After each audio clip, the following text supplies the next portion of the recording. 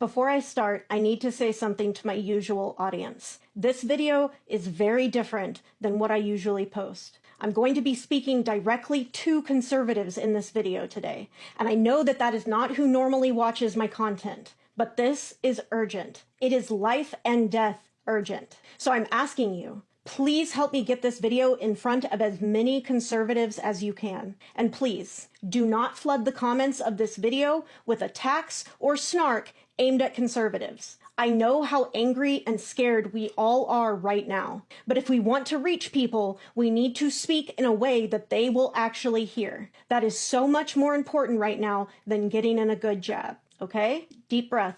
Here we go. Hi, I need to speak plainly to my conservative friends, and I hope that you will hear me out, not as an attack, but as a plea. Right now, the Trump administration is wrongfully arresting and deporting people who are legally in the United States. Kilmar Abrego Garcia, a father living in Maryland, was deported because of a government mistake. A mistake that the Trump administration has admitted was a mistake. The Supreme Court told the administration to bring him back, and they refused. Let that sink in. The executive branch is defying the authority of the highest court in the country. Another man, Mohsen Madawi, who already had a green card and has been studying to become a U.S. citizen after doing everything by the book, was in the middle of his citizenship interview today, a moment which he has waited for his entire life. And in the middle of that interview,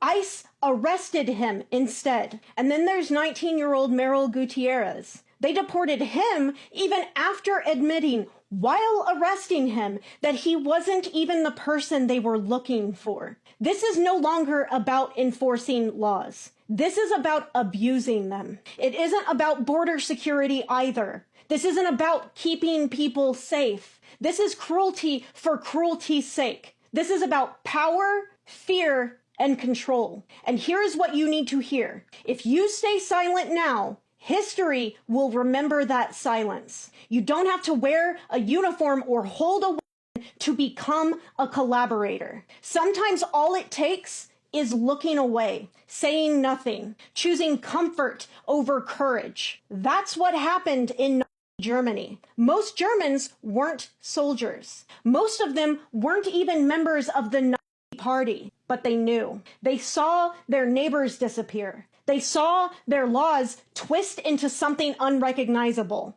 and they said nothing. And through their silence, they became collaborators. That is all that history will ever remember them as. Cowards and collaborators. And now we are at that fork in the road. This is that moment for you right now, because what's happening in our country is not just a disagreement over policy. It is now a moral crisis. You might think that you can sit this one out. You might think, well, I'm not doing it. I'm just staying out of politics. But silence in the face of this kind of injustice is a political choice. It is a betrayal of your faith, of your neighbors, and of this country. The rule of law is being trampled. Innocent people are being disappeared. Court orders are being ignored. And if you claim to love this country, if you believe in the Constitution, in due process, in order and justice, then this must be your line in the sand.